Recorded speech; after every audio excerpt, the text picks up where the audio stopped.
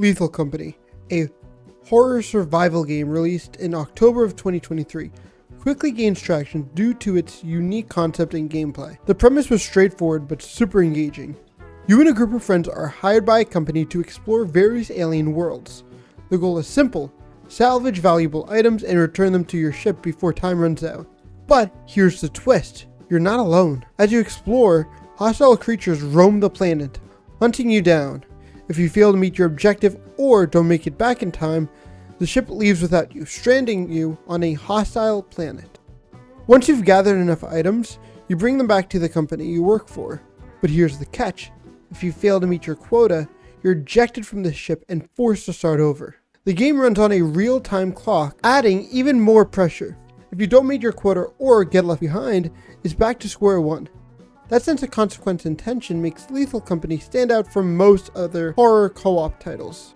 Games like Phasmophobia do have similar objectives. A group of friends exploring haunted location to collect various evidence, but the key difference is the stakes.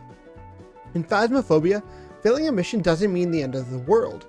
You can always just try again, but in Lethal Company, failure means a complete reset. It's kind of like the difference between a regular Pokemon run-through and a Nuzlocke challenge. In a normal playthrough, if you lose you can just retry, but in a Nuzlocke, losing means starting completely over.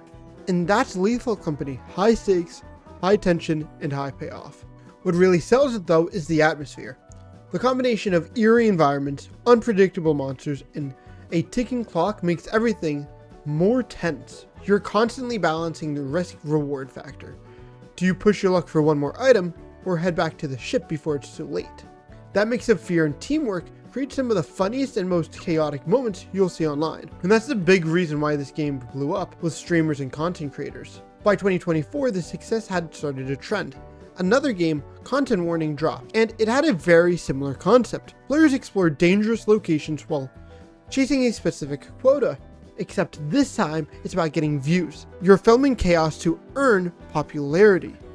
Kept the same tension. The time limits, the danger, the threat of failure, but added a comedic twist. Then in 2025, R.E.P.O released, continuing the new wave of survival exploration games. With the time pressure and consequences. Just like Lethal Company and Content Warning, players had to gather items and avoid enemies before the clock runs out. The settings might have changed, alien worlds, cursed ruins, or whatever, but the core concept stayed the same. Beat the timer, hit your quota, or start over. This trend is interesting because it shows a shift of what players are drawn into: horror, teamwork, and high-stakes survival. But it also raises a bigger question. Are we starting to see too many games built from the same mold? Are we now entering a cookie-cutter era of gaming? Let's be honest, games have been feeling a lot more cookie-cutter than ever.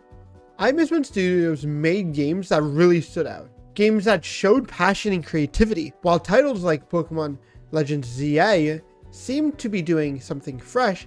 A lot of other releases feel half-baked or overly familiar. Now don't get me wrong, I'm not bashing Lethal Company or Content Warning or R.E.P.O. I played Lethal Company and Content Warning with a ton of friends.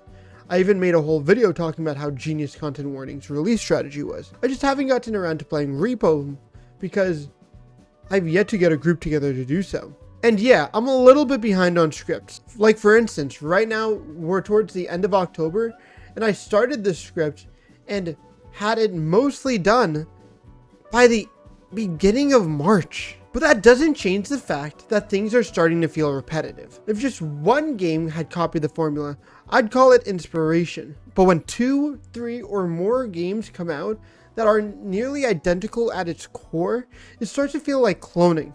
So why are so many games doing this? The answer is pretty simple. Companies see what works, make small tweaks, and then release it again.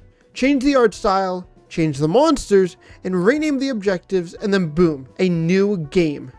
But underneath it all, the core gameplay loop is the same. Meet a quota, survive, earn rewards, and repeat.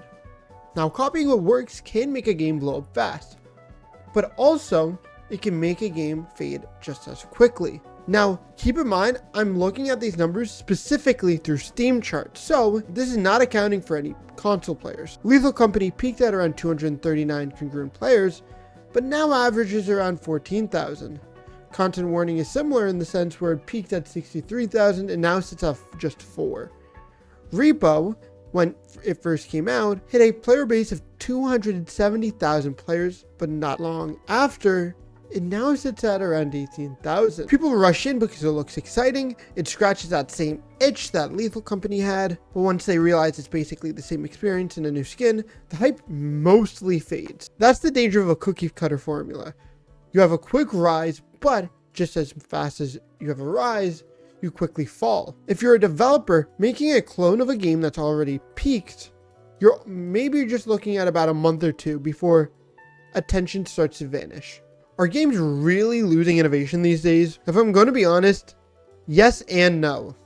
Games aren't completely out of ideas, but the industry's playing it safe. Instead of building something new, studios are just recycling what works, chasing trends for quick successes.